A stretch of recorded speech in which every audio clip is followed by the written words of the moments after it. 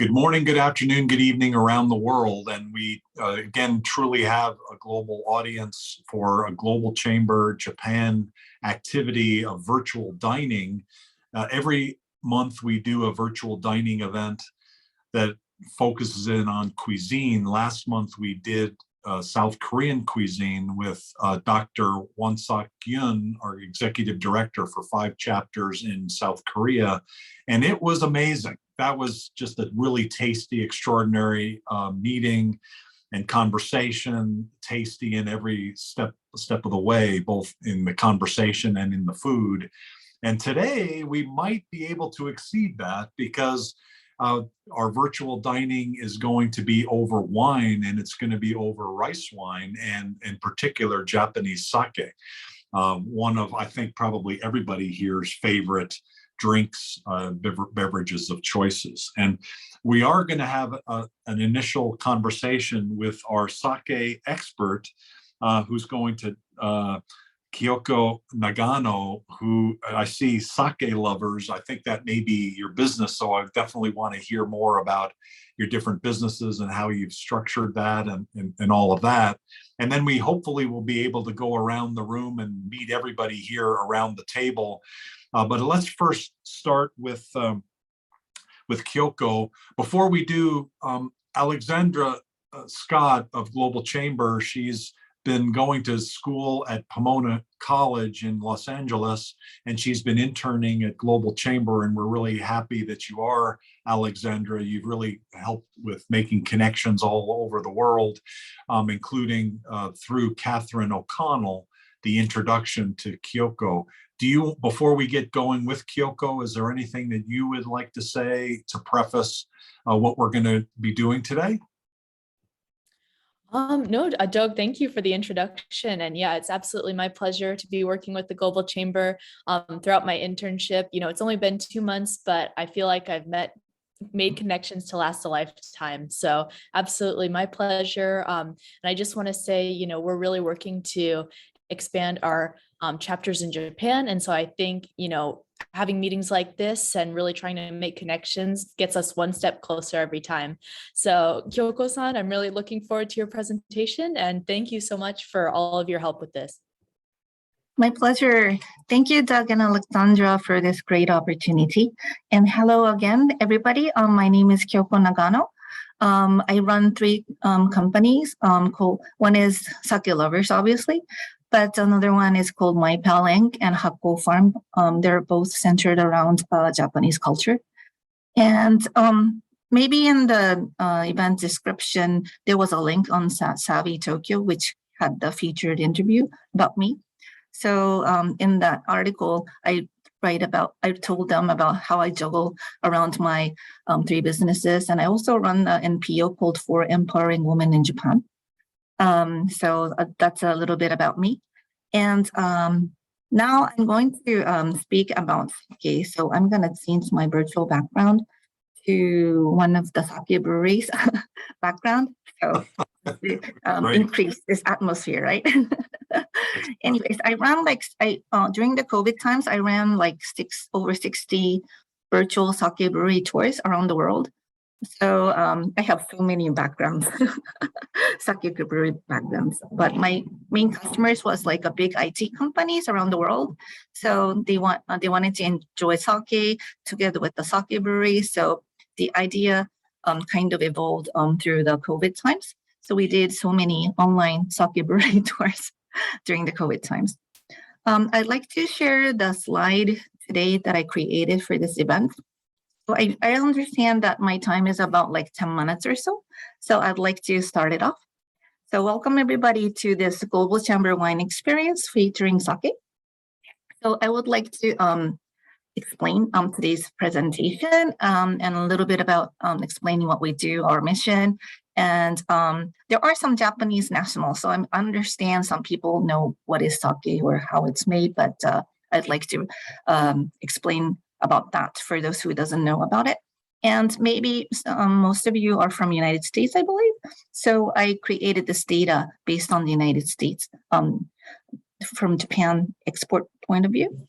And I think, and some of you might have the leftover sake.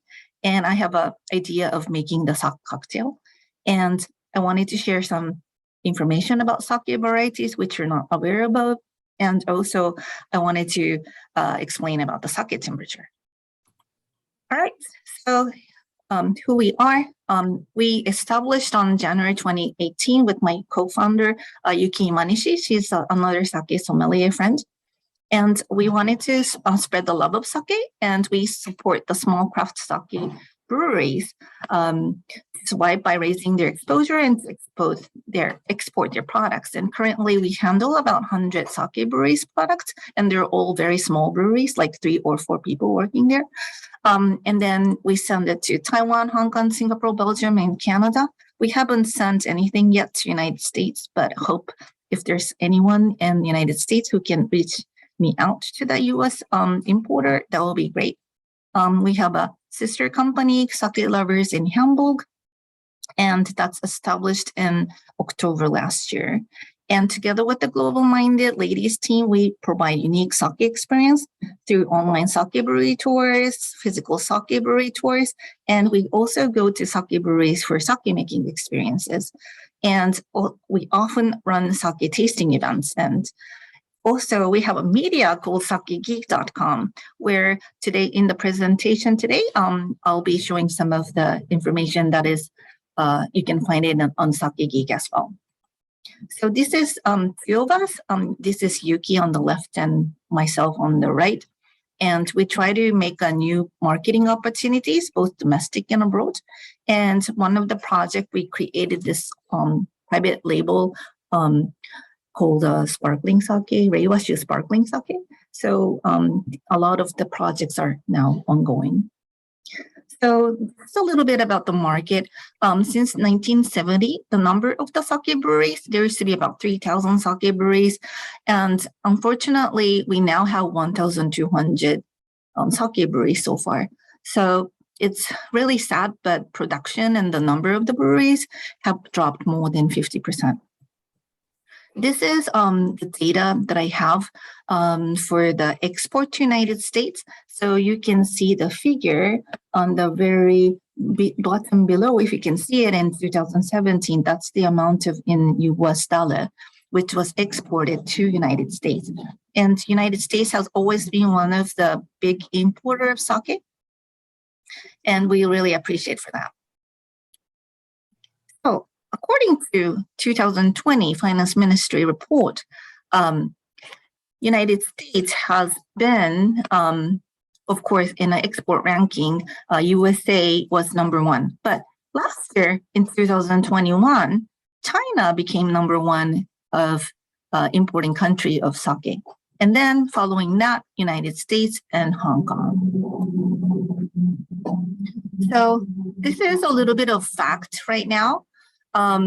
So export have grew 3 times more compared to 10 years ago. And USA was #1 importer of Japanese sake until 2020. But from 2021, China is the #1 importer of Japanese sake, since China's demand grew by 248%, while USA demand plunged due to COVID.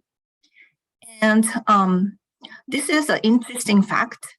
But when you go to the Japanese restaurants in United States, most of the time you guys are drinking the sake made in United States, even though you think that you're drinking sake from Japan.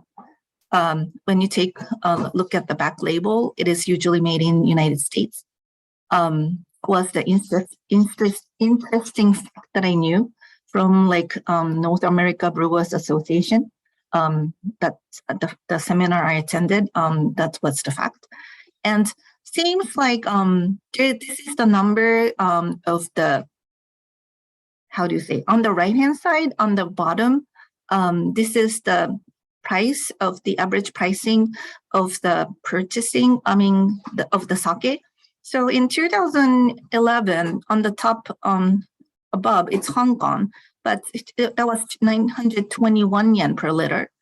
And then United States was, United States, oops, sorry, I touched something else, but so United States was 796 yen. And in 2021, Hong Kong's per average pricing for the sake bottle, it was 2,870 yen, but United States purchasing price was 1,000 yen, 1,086 yen. So that's like the fifth in the ranking. So among all of the importers, seems like United States likes to purchase standard or not the premium sake. So that seems to be the tendency of the fact, which I thought it might be interesting. So actually, I know that some people have asked me several questions as to how they can drink sake in other ways. So this is the recipe from the popular bartender in Tokyo. He's kind of famous for as a bartender, and I got this nice recipe to share. So I thought I would just share it. So maybe you can do the screenshot or whatever. Of course, sake is good to drink as it is. But of course, if you're getting, if you have friends who is not too much of a sake fan, then what you can do is make the sake cocktails. And especially in the summertime, I would say, it's so hot out here. I mean, in Japan, so it's kind of like a grueling summer. So sake tonic can be easy to drink. Well, see, I wrote it sweet sake, but it doesn't really have to be sweet sake. It can be a little bit dry as well if you like the dry kind of a taste. And then you just add the tonic water. And I think that makes a great sake cocktail as well. And sake tini or sake pirina, that's like a fun way to explore more about sake as well. So, of course, sake is good to drink as it is, of course, but there's another way to enjoy sake as well. And as usual, people in Japan also use sake for cooking purposes. So you can also use it in a cooking as well. All right, so this is a little bit of history, but it's gonna be too long.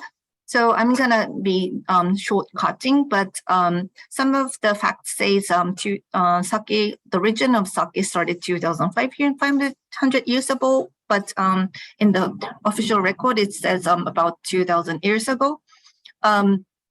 I wouldn't go deep dive with the Nara period or other periods, but you can also read it on the sakegeek.com, where I put the beginner's level, mid-level, or the geek level information there on the right-hand side of the website.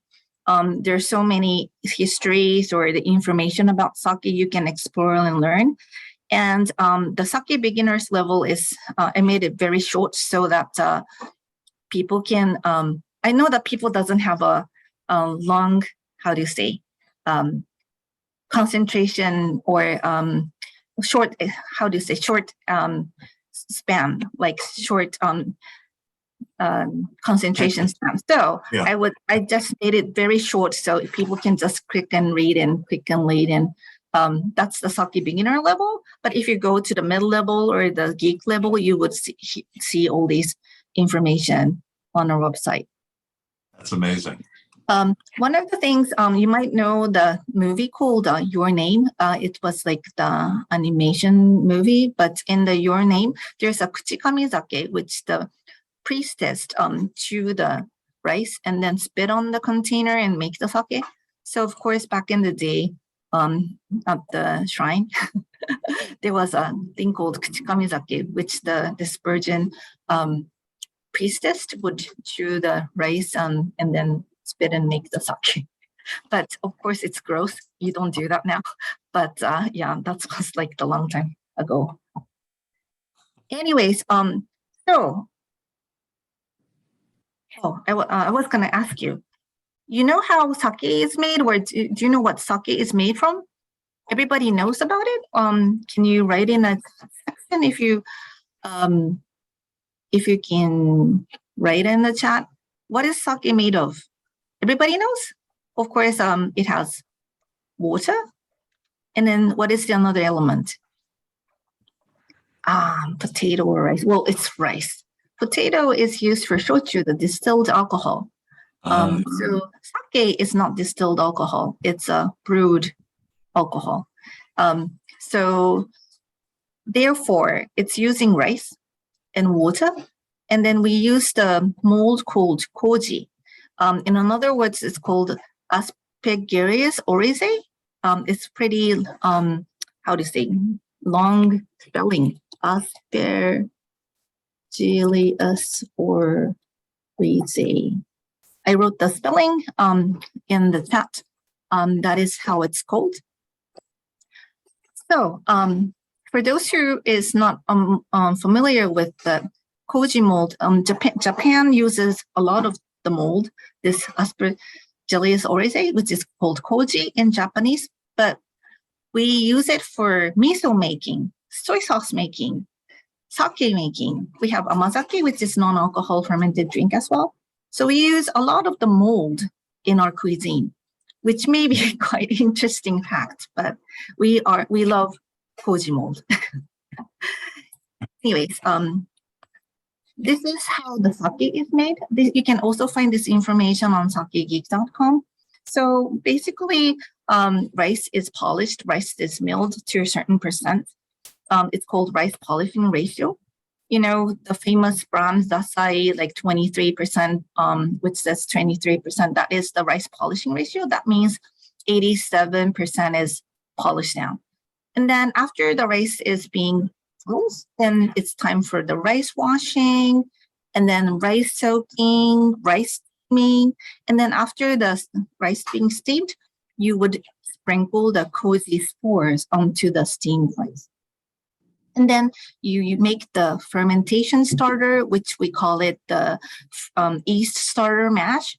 And then the mash would go into the moromi, the fermentation tank. And we put those in 3 layers. We call it standanjikomi, which is the 3-level fermentation. And then after the sake being fermented, the moromi being fermented for like a month, then it's time for the filtration. And then it'll be put in a tank for the storage or in the bottle. And then it's in the finished product and it will be shipped from the breweries.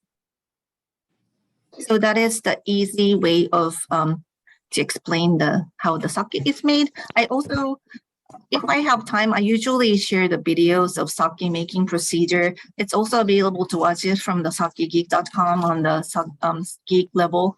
I participated in the Gakkogura, the sake making school, and I created the video there. So you can also watch how the sake is made from the sakegeek.com. So it's sakegeek.com. Is that a website that you manage?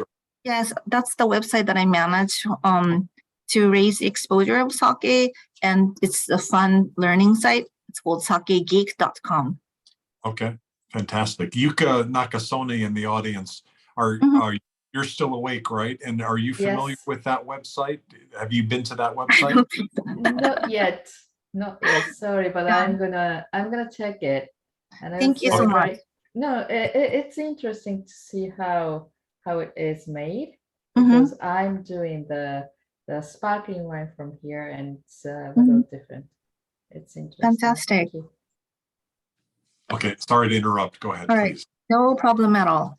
But anyways, so we have a thing called Tokutei Meishoshu. This is like regulated by the government, but Tokutei Meishoshu has certain rules, like the polishing ratio, whether it's the polishing ratio or the additive alcohol being added. So if you hear junmai, that means no additive alcohol, no brewer's alcohol in it. So that's purely made from rice, water, and koji. And you can identify, if it says junmai, then that's doesn't have the brewer's alcohol. And then if you hear ginjo, if it's the junmai dai ginjo or junmai ginjo, if you hear the word ginjo, then you would know it's a floral aromatic sake. So this is the 2 easy point to understand what to find. If you want to go with the aromatic sake, then you might want to go with junmai dai ginjo or junmai ginjo or dai ginjo.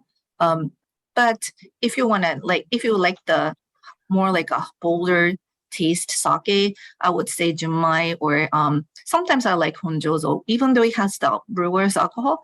It's some of the honjozo is really delicious.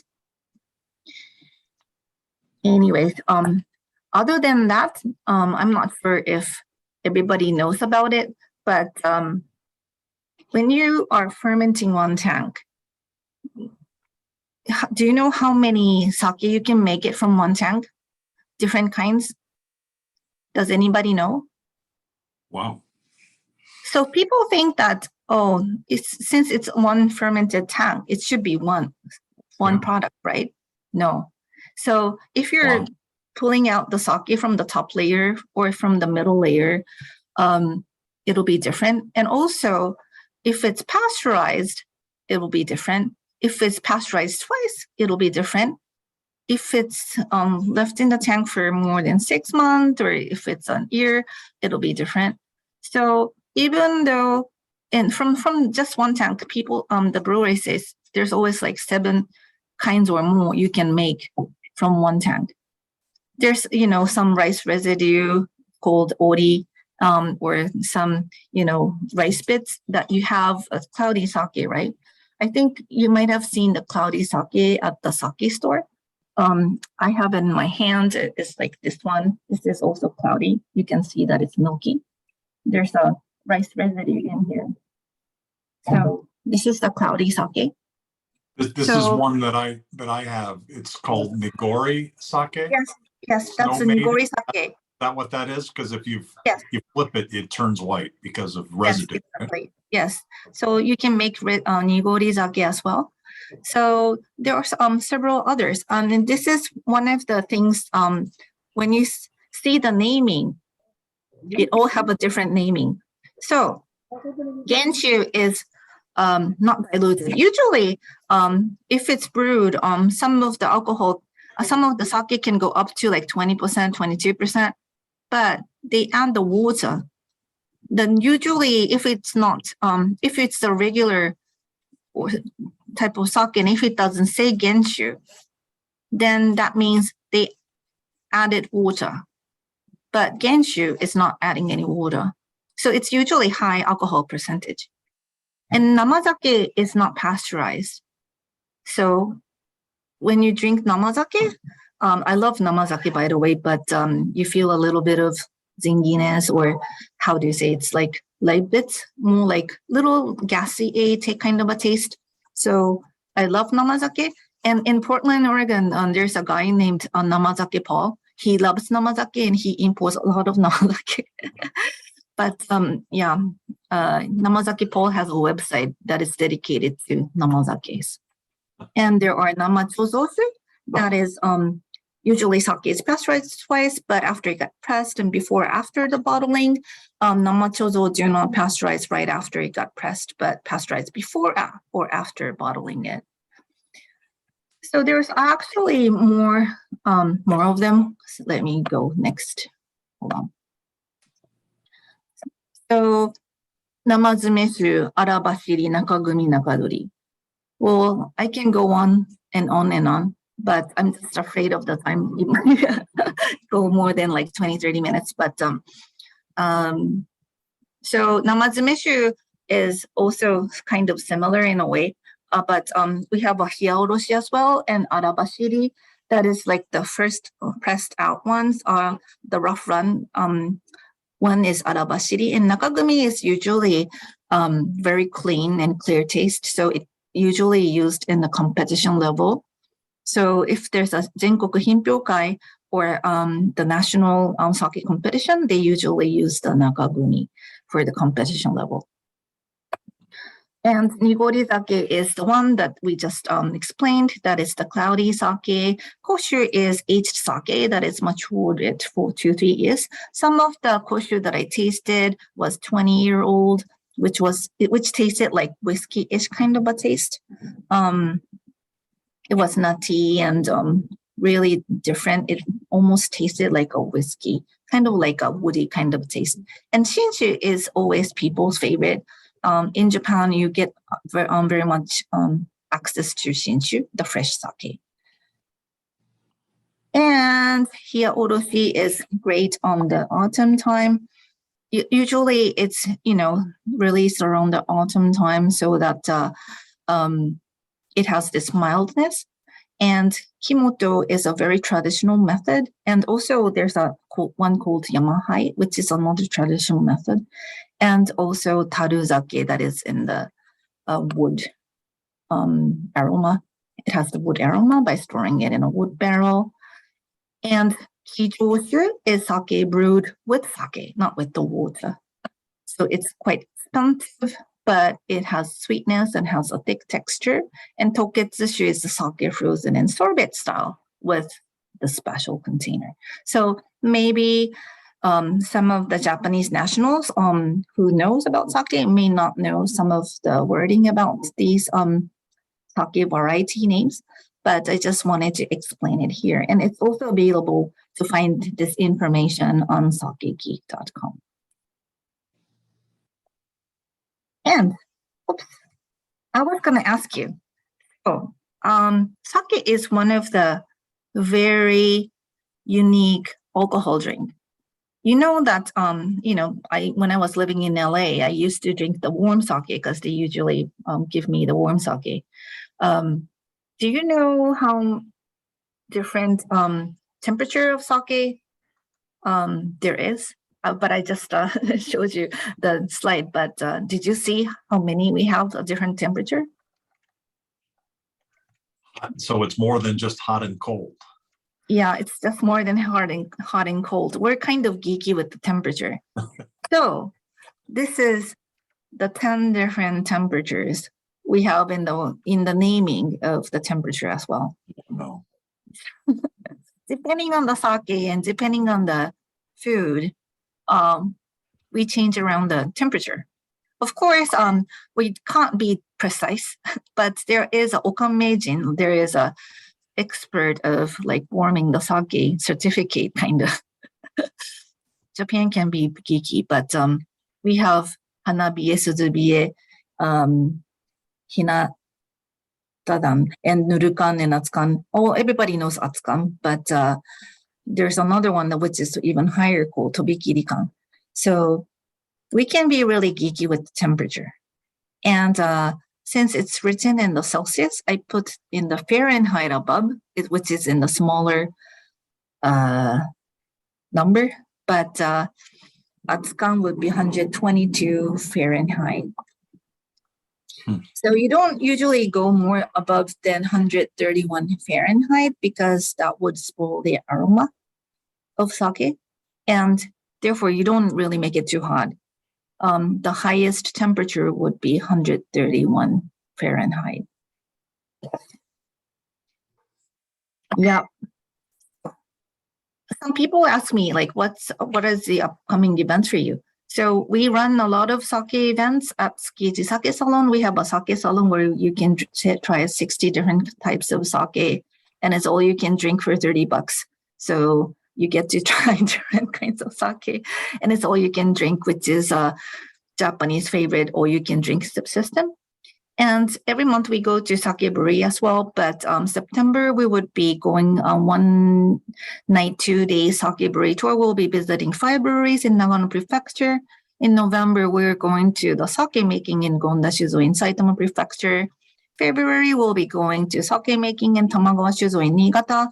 And the picture here is from the recent sake making in Tokushima Prefecture, joined by Americans, Canadians, Swiss, and a lady from British Embassy. So we do all these geeky experience thingy with the sake fans. So this is a part of our services. We have tours, tastings, and we make the original product like the Iwashi sparkling sake. This is the first charity sake, which we gave donations to the Pink Ribbon. I don't know if you can see the pink ribbon here.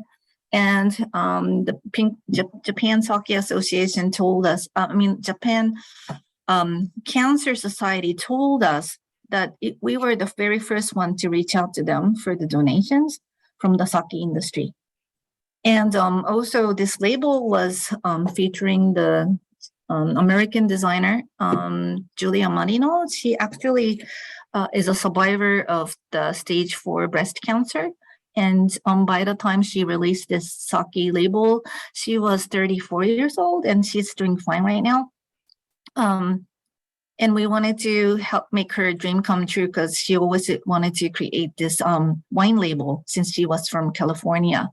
That was her dream, and she's a designer. So we gave her an opportunity to create this Reiwashu sparkling sake. And we gave the money partially to the breast cancer awareness pink ribbon campaign here in Japan. So this is my company website and Sake Media website. This is where you can reach me to. My email is nagano@sakelovers.jp. That's my phone number. And thank you very much for this opportunity. And sorry for running a little bit longer. Amazing information. Thank you very much. Uh-oh.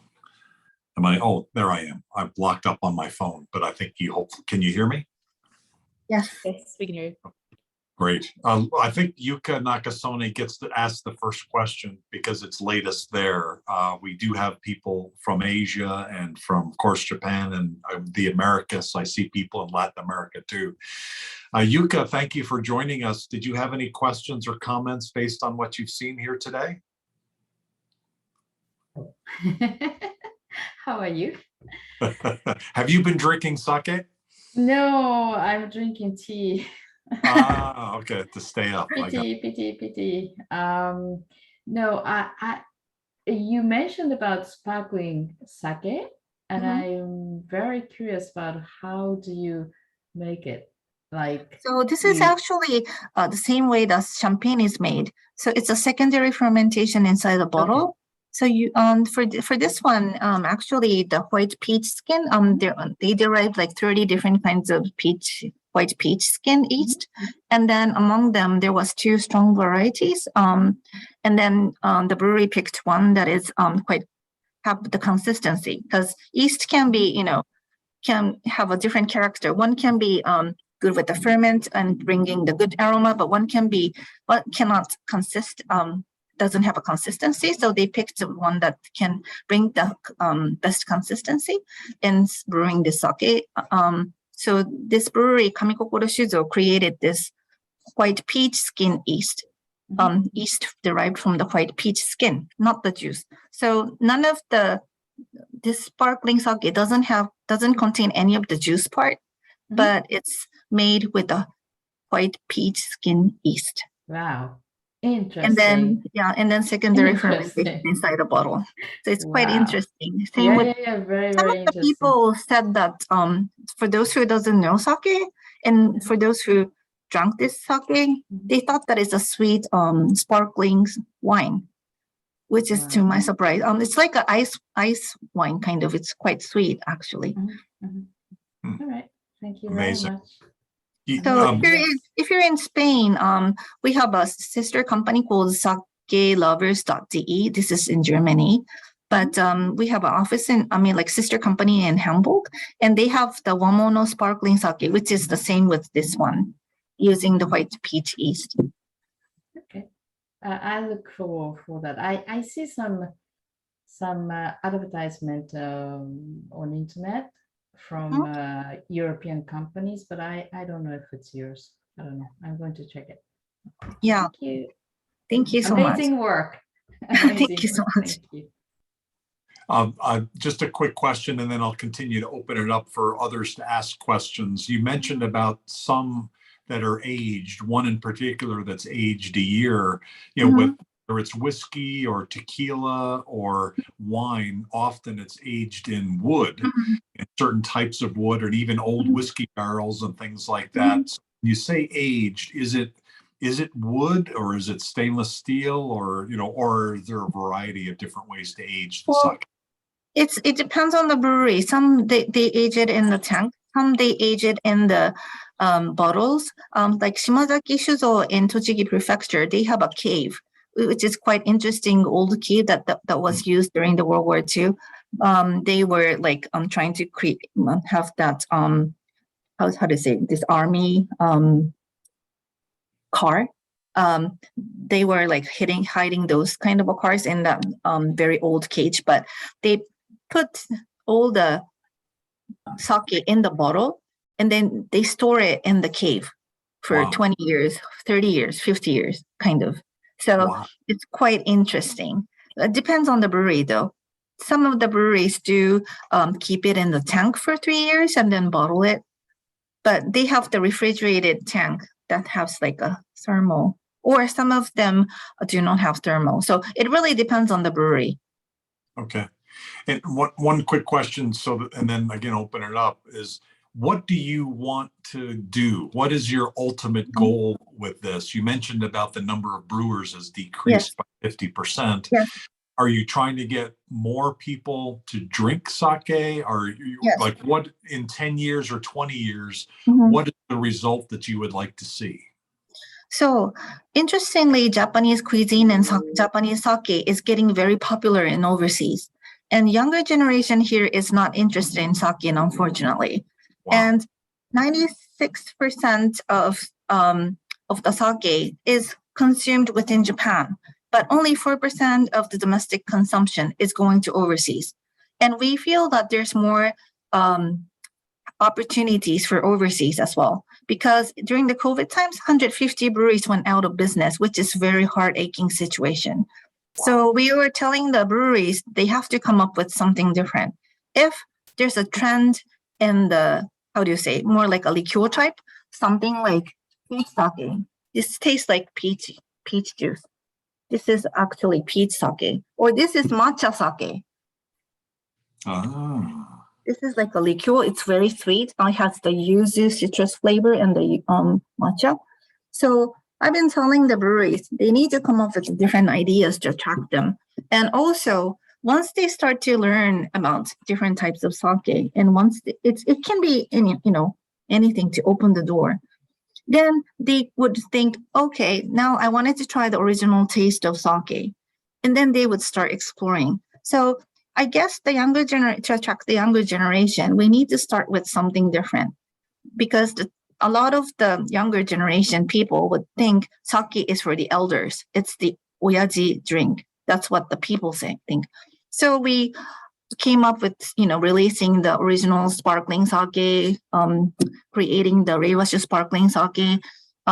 We're trying to attract the newer market. Otherwise, it's going to be dead in Japan.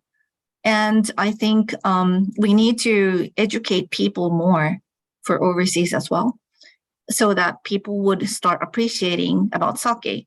And when you go to sake making experience, you really find out that so much effort, love, and passion that is in just one bottle of sake. It's not just the sake. It has the passion. It has the history. It's a brewer's love, actually. And you would start really appreciating about sake after you stay over there for like 2 days or 3 days, working together with the sake breweries. So that's the reason why we want to bring people to the sake breweries and experience hands-on experience, so that you get to understand how much of the work and effort is made by the breweries. You mentioned Tsukiji earlier. Is that where you're located, or where are you actually? Yes. You're in Tokyo. Yes, I'm in Tokyo, very close to Tsukiji or Ginza area, which is the center of Tokyo. And we have a Tsukiji sake salon there. So we wanted to bring the people to our sake salon so that they can find at least one kind of sake among 60 different kinds of sake that they get to try, so that, there's always something that you would like. There's always something you would find interesting. Is the salon near the Tsukiji fish market? And the fish market moved, right? Recently. Yes, fish market moved to Toyosu, but there's a bus that runs from Tsukiji to Toyosu, which is not that far, only like 10 minutes or 5-10 minutes. It's not that far from Tsukiji. Okay. But we're located in a very convenient place, only 2 minutes walk from Tsukiji station, 2 minutes walk from the Shintomicho station. So we're really located in a nice place. Fantastic. Alexandra, you must be a sake drinker, I would imagine. Did you have any questions or thoughts about the presentation so far? Oh yeah, absolutely. As I am still underage, but love to sneak in some sake every once in a while. But no, absolutely. The presentation was fantastic. Thank you so much. And I know we do have a few people on this call today who are possibly new faces to some of you. So definitely we would like to introduce them at some point. But Doug, if I'm not sure what order we'd like to do this in. Do you have any thoughts? Oh, why don't you go ahead? I'm happy to follow your lead. Okay, sure. So I know, one of the people that I have been talking with recently is Mr. Andrew Gibler, and he has many different companies, and he is an international department specialist and an entrepreneur in language learning, videography, and Google reviews. And so, Mr. Gibler, would you like to briefly say a few words? Sure. Thank you very much, Alexandra. And great job, Kyoko, on your presentation about sake. It's something even here in Japan that like the Japanese locals themselves probably drink time to time at the restaurants, but knowing about the process is something completely different. Yeah, very beautiful. Thank you for the presentation. Thank you so much.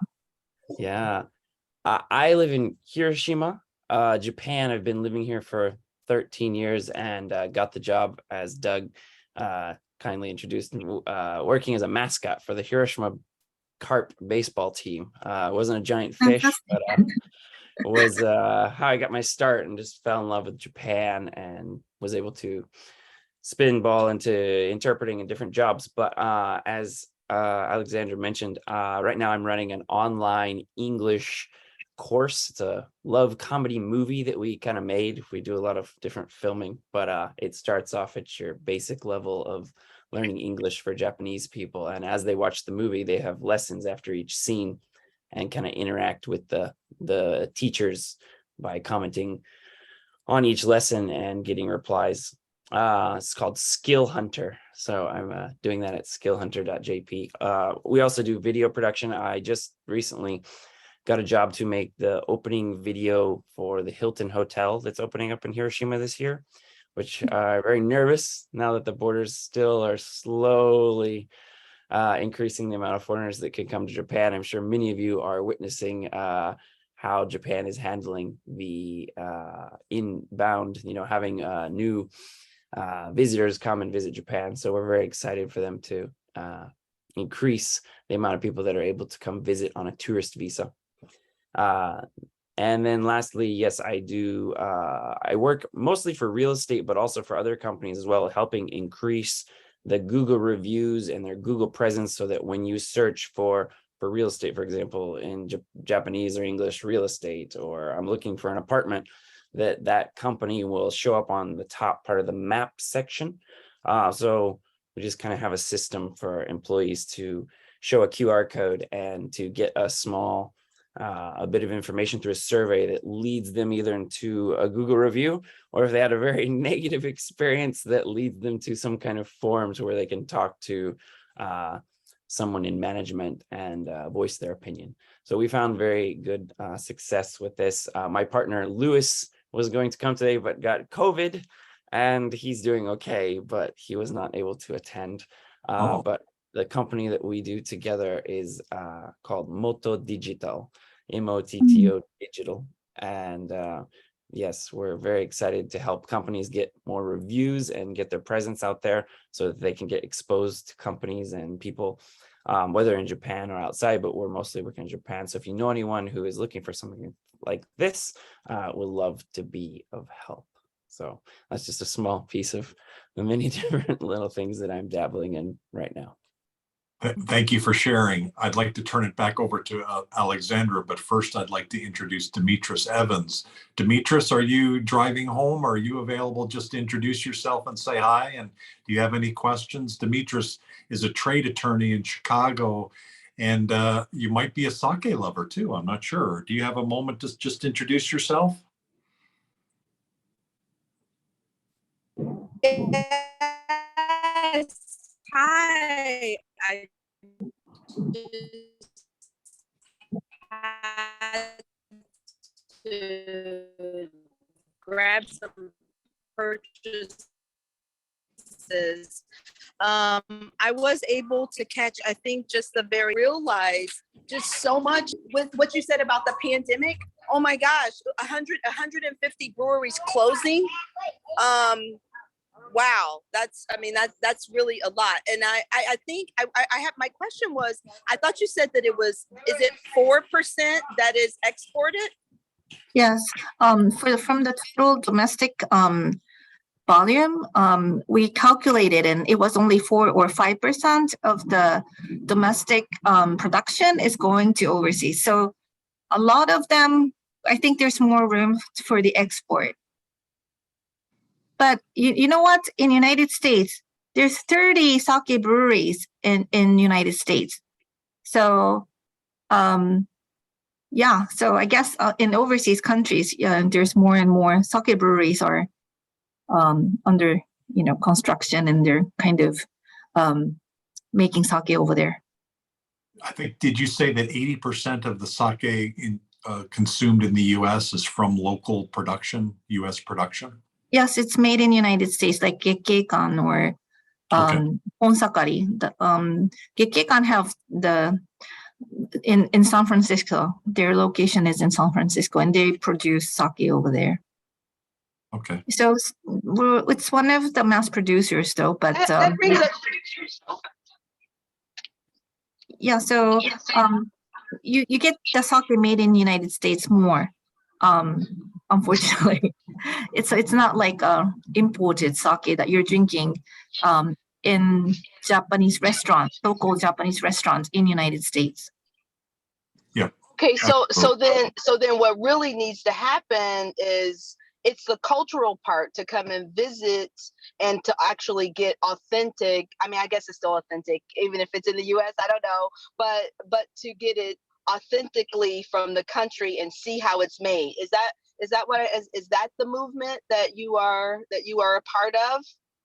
Yes, I want the people to see the actual brewers and how much effort that they're making in sake making. And by participating in the sake making experience, you would understand how much work they do for koji making. Like, you can't sleep for 3 days. Like, you have to check the temperature every 3 hours. It's grueling. You can't sleep. You have to sleep at the brewery if you're making koji rice. So once you see all those effort, and once you're carrying all those heavy rice, steamed rice, and trying to make the koji rice, you start to appreciate more. It's really handcrafted material product.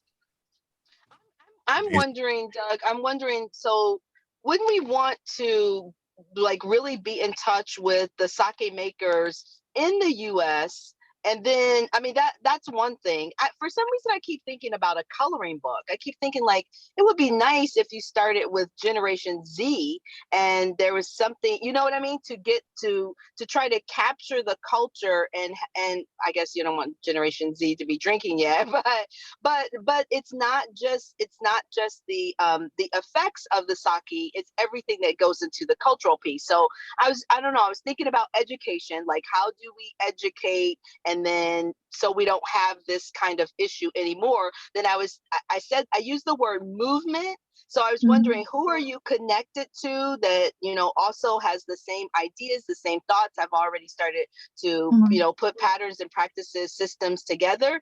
And then I thought the people that are in the US or any other country that are making it, they seem like they would be a fantastic connection. So have you made those connections as well? So there are some of the sake breweries that I know in United States that has been trained in Japan, like Inaba Sake Brewery, which is a very few female brewers in Japan. We only have 40 female brewers among 1,200 sake breweries, which accounts for 2% of the total industry. But at the female brewer industry, sake brewery, there is a sake producer in California, in Los Angeles, that got trained there. So he's making the sake with the authentic way, which he learned through the brewery by himself. And I think he's doing quite successful there. It's a very small brewery because he only makes it by himself. But I think with the handcraft sake, and I hope that once people start to understand and start loving the sake that is handcrafted. And it's always like you go back to the roots, right? Like you go back to how the actual Japanese sake would taste like. So I always like to promote people to try their local sake as well. And if they like it, then try the Japanese made in Japan product as well. So you can try the taste difference, and you would start to learn more about sake. And there is Sake School of America. So in Sake School of America, you get to learn about how the sake is made. And also there, they have several online virtual sake tours. So you get to understand the brewery as well. So there is an opportunity to learn more about sake in United States. Fantastic. Thank you for the question, Demetris. Really appreciate that. I'll turn it back over to you, Alexandra, but I do want to recognize John Ahumada from the city of Mesa. I definitely want to follow up with you. The International State of the Metro for the Phoenix Metro is coming up on August 24th, and maybe we can work something out. Mayor Giles knows about Global Chamber. He's been a participant and a speaker at Global Chamber. We've never been successful. We have 5 cities in the metro that are members of Global Chamber. For whatever reason, I think it's a problem in the economic development group. We haven't been able to break through and get you guys more involved. So we'd love to do that. So let's circle back and have a conversation the next couple of days. That would be awesome. I love Mayor Giles. He speaks Korean, actually. He lived in Korea for a while, and he speaks Korean, and he's an amazing guy. But the economic development group there has been a little bit of a blockade. We'd love to welcome you guys in and recognize the fact that Mesa has 8 Asian stores and district, which is extraordinary within the Phoenix metro area. And that could be potentially part of the answer for you, Kyoko, where you talked about getting avenues for your products into the US. We have done that with Asian products. We've done that with Mezcal. And I guess that was one of my questions was for Mezcal. That was a product that really was not very much on the radar screen in the US, but it's something like the tequila offering, which is very big. Then Mezcal has become very hot in the last couple of years. And Bacanora from Sonora, and I think I saw Christian on the line here earlier. No, he's not on. That's a Sonora, state of Sonora type of blue agave root drink that is similar to both mezcal and tequila as well. So that has become more popular. But wondering if have you learned anything from mezcal, or are you familiar with kind of the last couple of years of how mezcal has become very popular in the U.S.? Well, I'm not familiar with the mezcal, but okay. So we'll circle back on that. I'll send you some links on that. It's I think it's a very interesting story where several years ago mezcal was nowhere, and then suddenly it became very popular. And Global Chamber actually became part of that by introducing mezcal into bars and making it more popular in the concept that you introduced of having it into mixed drinks. And I'm going to have a sake tonight. I'm 1/3. It's made with the agave, right? There's one sake brewery that uses the agave into sake. Really? It's in Yamagata Prefecture. It's called Ineto Agave. But the brewer's wife loves agave. She loves tequila and she loves agave. So I think one brewery is using the agave from Mexico. I'd love to learn more. I'll follow up with you on that. That would be something interesting. We have one of our Global Chamber executive directors runs the Sonora chapter, and he's very involved in the drink side. His uncle runs a brewery for Bacanora with blue agave. So there's probably some connection there. He's not available, but I'll get you guys connected. So, sorry, Alexandra, I got distracted. It's such a fascinating topic. Back to you, sorry. Yeah, no, absolutely. Any comments are welcome. The other person I wanted to just recognize, Mr. Yoshinori Nishiki, and Nishiki-san is not only an independent director at Japan Bangla Coders, but he reached out to us recently about possibly becoming a global advisor for Global Chamber Osaka. So Nishiki-san, would you be willing to say a few words? We're so happy to have you on board. Yeah, thank you for today, Kyoko-san. Yeah, so yeah, before my introduction, yeah, I have a question about export sake, about tariff. I think tariff is it's one of the key for the Yes. export business. Yeah, especially for the US, China, Singapore, and Hong Kong. What are the rates of tariff of those countries? Yes. So interestingly, the tariff in Hong Kong is 0. That's the reason why, even though they have a very small population, it's like the, how do you say? It's like the place where you don't have to pay any tariff. So Hong Kong has always been the big buyer, and they like the premium sake because they don't have to pay the tariff. EU, we have a agreement with EU EPA. Yeah. So for the VAT part, we can apply for that removal. So I guess, and in the importing side, they need to submit in order to waive that tariff. But for US, of course, with other countries, there are tariffs. Singapore is the highest, actually. One bottle, you have to pay like $20 for it. So it's a pretty expensive tariff. Singapore has always been the big taxpayer. But yeah, so if there's a treaty or the agreement in between countries, then the tariff can be different. Oh, yeah, interesting. Yeah, thank you. Yeah, because when I was in Singapore, I felt, sake is very expensive. Yeah, it is. It's called GST, but it's very expensive. Yeah, but many people in Singapore, they have to pay sake. $20 in order to have that one bottle. $20. That's like the price of sake. Yes, yeah, very expensive. Yeah, thank you. Yeah, for the presentation today. So let me quickly introduce myself. I'm Yoshinori Nishiki. I currently live in Osaka. Then I run some company which is Bridge Over Corporation. And so our mission is to build the bridges between people and organization for value creation and to bring them to the next growth stage. So I have a passion to connect to Japan and the rest of the world. And I currently support a company that would like to enter into the Japanese market, or would like to, the company that would like to enter in foreign markets. So I'm really happy to join today. And I want to contribute something in the future. Thank you. Thank you so much, Nishiki-san.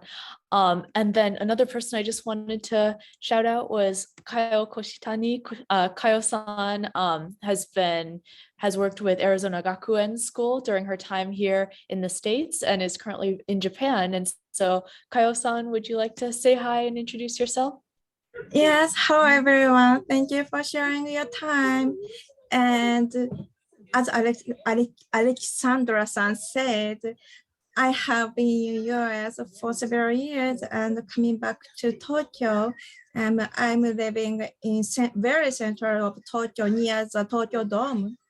So maybe I can go to Sakuraba's office easily. Fantastic. Yeah, it's not that far. Yes. Yes, but unfortunately, I can't drink alcohol at all. Okay. I'm so sorry, but my sister loved that. So I will take her to you. Okay. We do have non-alcohol amazake, if you like amazake. Yes. Yes, I love amazake. It's a good health of body and the skin. I heard that. Yes. I wrote an article about amazake. I write a guide to Japanese food guide. It's japanesefoodguide.com, but I write about amazake, sakekatsu, and mirin. some of the Japanese condiments that are not so familiar with the people in overseas. So Okay, for people in other countries, Mhm. amazake is very popular in Japan now, especially the young people like that for health and good skin, beautiful skin, like babies. That's just information. yes. Anyway, So- thank you very much. So for those people who wants to know more about the amazake, I just put it in a chat with the article that I wrote about amazake. So if you add yeast to amazake, actually you can make the sake, but making sake is illegal in Japan. So I have a question. Amazake is 0%. 0% alcohol. Oh, Well, there's okay. two kinds. If it's made from the sakekasu, there's a Mhm. sakekasu amazake and the koji amazake. If it's sakekasu amazake, of course, it would contain a little bit of alcohol, so you might want to cook it out. The Oh, alcohol really? part. Yeah, the I didn't know sakekasu that. amazake is using the sake leaves, and sake leaves do contain like 3% or 6% alcohol, depending on the product. Okay. So if you want to add sugar to sakekasu, be sure to cook it out well so that there would be no remaining alcohol. So usually if you go to temples and shrines on the New Year's holiday, then you would be served of the hot amazake, but that's made from the sakekasu amazake. Yes, every year I drink amazake at when I go to temple. Yes. Yes. So that's it. usually they serve the free amazake for you on the New Year's Day. Yes. Yes. Yes, I love But that. that's sakekasu amazake. So you can smell the sakekasu a little bit. Okay, thank you very much. I tried that. All right, great. Thank you, Thank you. Sakura-san. Thank you so much, Kyle-san. And yeah, so I guess those were my main introductions, but if anyone would like to say a few words or say hi, the floor is open, so please help yourself.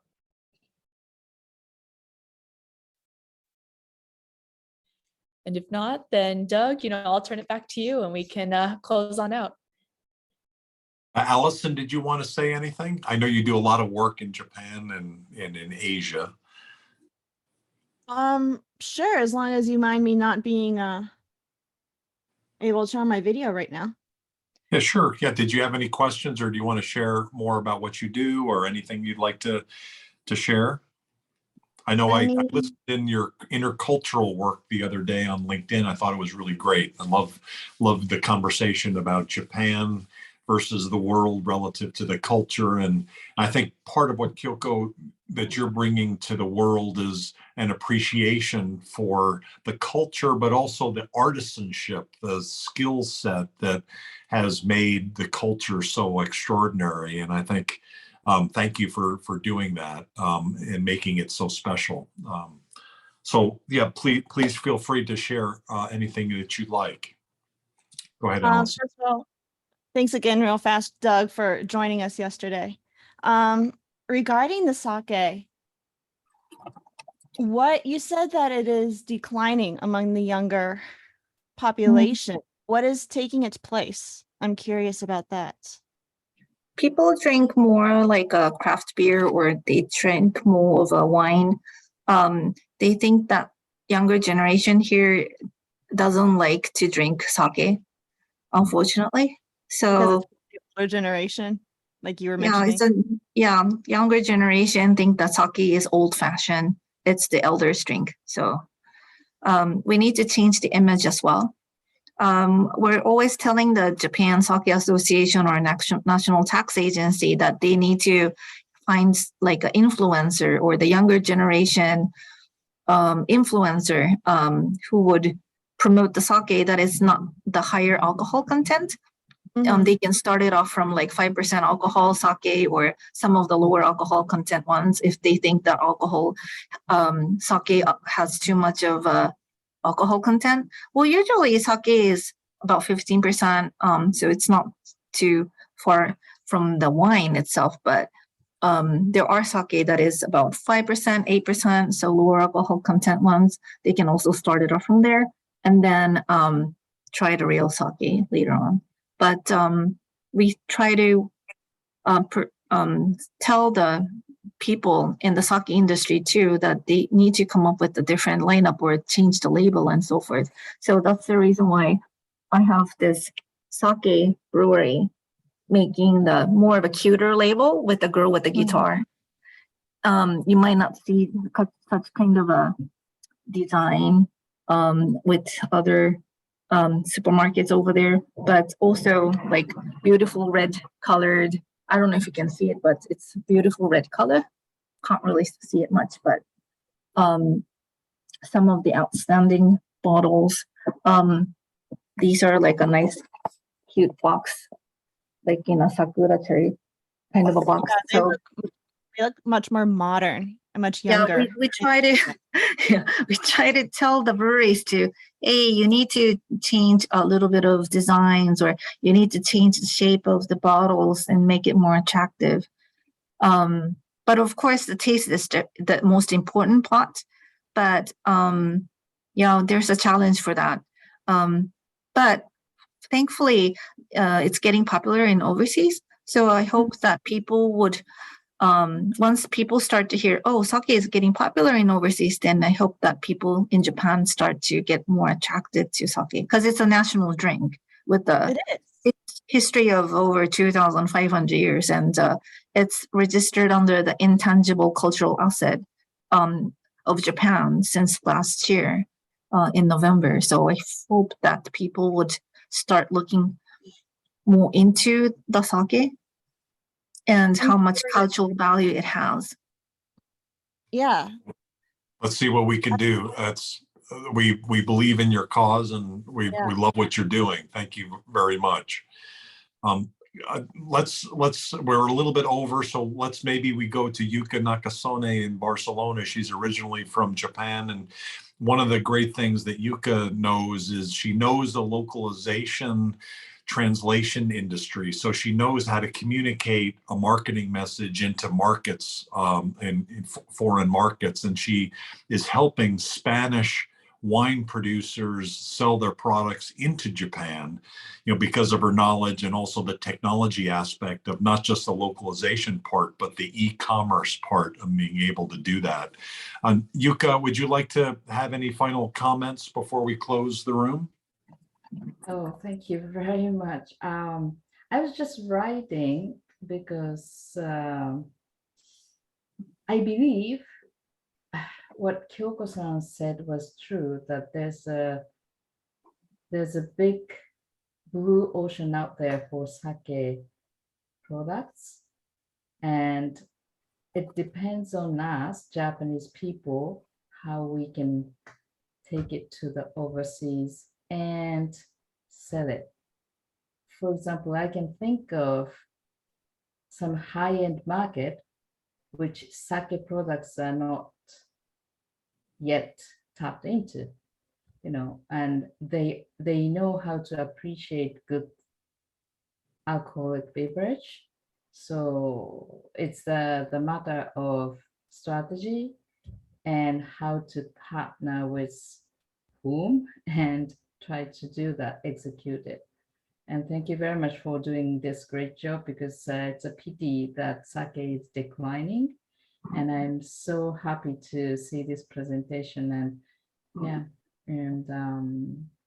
it's just worth it to be awake in the middle of the night. Thank you. So then I'd like to confirm, because the beginning part of your presentation, Kyoko, was more around the exports to the US quite a bit higher. And I wrote down at least twice as much over the last decade. I think you also talked about the exports have actually increased by 3x over the last 10 years. Yes. But only 4% of production in Japan is exporting. So it's a very small, it's a big number on a small number. And so the potential is very large, right? Right, potential is very large. But that actually export is growing, growing every year, 20% or more. Crazy number is 248% growth on China last year. So I think China is just consuming a lot more of sake than ever before. But I guess they started to realize about Japanese sake these days since of the sake competition in China happening. So I guess more and more ladies in China are starting to drink sake. It's really interesting though that people in the United States are, has always been the number one importer of sake, but interestingly the price of the sake is what Americans are buying a quite cheap sake, not the premium sake. So it's like the half of the price the Americans purchase is usually the standard level sake, not the premium sake. I guess the demand of the standard sake is more higher than the other countries, but still, it's like the half of the price of what the people in Hong Kong purchase. So it's quite interesting to find it out. But you said the tariff in Hong Kong is 0%. What's the tariff to China? Tariff to China is also another layer, but we haven't exported to China yet, although we're trying to, but I guess the tariff is much higher. But I heard that Australia and China is quite high. And it's higher than United States, is what I heard. Okay. And there is a tariff to the US as well then. Yeah. I think United States have lower tariff compared to Australia. And I think for the price wise, I guess I saw when I went to California and look at the price, it's much cheaper than the price you see in Singapore or Australia. So I think people in the United States can purchase the sake in a fairly reasonable price. Yuka, thank you so much for coming in well past 1 a.m., past 2 a.m. now. And thanks for all that you do and all your support of Global Chamber. Kyoko, thank you so much for this really amazing presentation and information. I made a whole page of notes and look forward to finding ways to collaborate and help you with your all the work that you're doing. Are there any last comments that you'd like to say, or anything you'd like to reiterate, or anything you felt like you left out that you'd like to share? I think I always love to talk furthermore about the small craft brewery stories, because I have love of introducing the small craft brewery stories. But thank you very much for this opportunity. At least I get to speak a little bit of how I feel about the breweries to you guys. And since we only help the small craft breweries, I hope that there is a market for those who appreciate the small batch, because even though we ship to United States, it would be something around 1,000 bottles at the maximum. So it's not like a lot of the bottles that can be shipped out to United States anyway. Some of the breweries can only sell like 400 bottles or so. So it's not that much. And I hope that there are market out there who appreciated the small batch and who appreciate the handcraft stuff rather than the mass-produced products. Yeah, undoubtedly there are markets, and Yuka mentions in Europe there are places as well. So we look forward to staying in touch and working with you and helping with your mission. Thank you so much for sharing today. Alexandra, thank you so much for pulling this together, and through our friend Catherine O'Connell, who I think Kyoko, how do you know Catherine O'Connell? She's kind of famous at Global Chamber. Yes, Catherine has been a sponsor for FEW Japan, for empowering women in Japan. That used to be, that was launched 40 years ago under the name of Foreign Expat Women in Japan, but it became more inclusive. And since I'm Japanese national, I'm not foreign expat living there. So people like me can join FEW Japan now. And I'm a board member there. I'm a vice president for FEW Japan. And Catherine has always been the member of Fuel Japan and also the sponsor for Fuel Japan. And she participated 2 of my online sake brewery tours. So she knows my love of sake and love of the breweries. Fantastic. She's great. Alexandra, I'll turn it back to you. How about you make any final comments and then let's close the room. All right. Yeah. No, thank you so much, Kyoko-san. This was absolutely incredible. And I just really appreciate everyone for taking time out of their day or night to attend this event. And so, yeah, it's been such a pleasure to meet everyone here today. So thank you everyone so much and have a great rest of your day or night. Thanks, everybody. Thank you so much. Oyasumi nasai. Oyasumi nasai. For those of us here. Yeah. Have a good night. Thank you, Mika-san and everyone. Thank you. Wonderful. Thank you. Thank you, Andrew. Thank you so much.